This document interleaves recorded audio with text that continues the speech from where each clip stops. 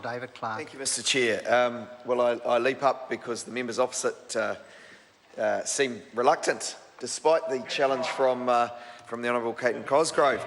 I must commend him on his work in spotting those changes and picking up. I guess he's out there actually listening to the businesses and saying what is wrong with this legislation, how could it be improved? And it is embarrassing that the government haven't picked up on this themselves. It is embarrassing that it required a letter from a diligent opposition member to get this change written into the law. And they have already, my colleagues, suggested that the dates could be changed to make it better still for small businesses.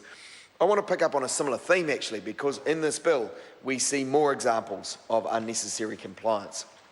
It is a bill designed to tidy up the tax laws, to make sure that compliance is as simple as possible. That's its usual purpose. That it is there and complete. That the tax is hard to avoid if it's fairly due. That's why we're making these amendments that are here, amendments to other acts in Part 4. And one of the interesting ones is under 227 here. We are removing a completely irrelevant clause. This is a clause that this government here, on the benches opposite, put in place in 2011. It's been on the statute books for 4 years, and it has required people receiving working for families to furnish details to Inland Revenue of each family assistance credit paid to them in the tax year. And why have they required that? We learn from the notes that Inland Revenue does not request or require this information at all. So anyone who has been diligent, who has read the law, who has said, I'd want to be sure that I meet all my obligations, will have been filing these details when it was completely unnecessary or it wasn't used by the department.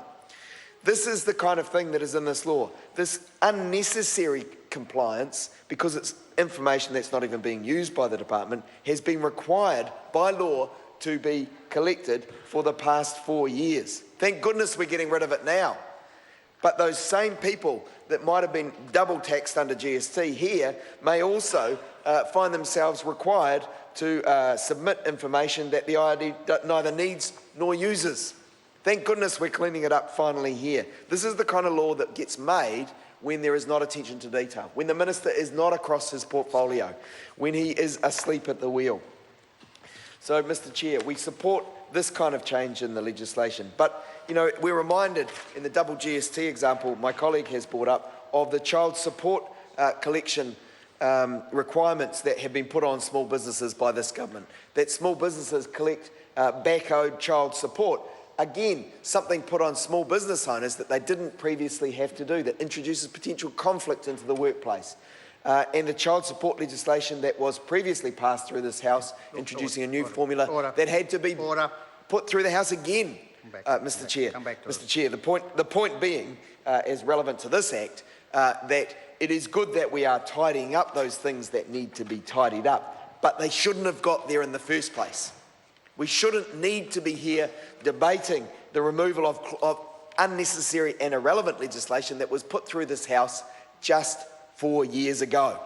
So 4 years, this information has been confusing. Some people will have complied with it unnecessarily, and likewise this double GST issue has been going on for goodness knows how long, but the issue has not been spotted until members on this side of the House have pointed it out. So we must question why the minister has missed these things up until now, and I'd like the minister very much to get to his feet and say why clause 227 has been required now and not earlier, not requesting or requiring information, and why people will have thought that they had to supply details of every family assistance tax credit paid to them since 2011 up until now. Why has the minister not spotted it previously?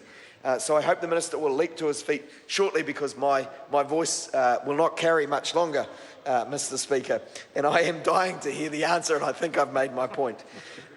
So thank you, Mr. Chair, for the opportunity to raise that issue. The other one I would quickly like to make, though, while my voice holds, is that the Family Scheme Income Statements, Clause 232, gives options for families to, Mr Chair. Dr. David Clark, while Thank you, your voice Mr Chair. holds. While his voice holds. Gives an opportunity for families to submit separately their family scheme income. And that, Mr Chair, to me, exactly when this applies and why it applies, I understand it's to make it simpler, and if the guidance here, sir, says in some circumstances, especially those with child support arrangements, it can be difficult to identify each spouse's portion of family scheme income. And that is when it's suggested that the income be submitted separately. So that is in the explanatory notes, not in the bill itself. The bill itself does not shed much light on the issue, as I read it initially, because it says that persons must, within the time frame in subclause 2, 80 kV, must, within the time required, file the person's return of income. 3 describes what must be done again, but there's a clause that says unless that other person gives a statement of their own family scheme income. I want to know how that's coordinated, what the rules around coordinating those separate family scheme income submissions are, and how they were decided, because on the surface at least it appears a little confusing when who takes the lead on what. Thank you, sir.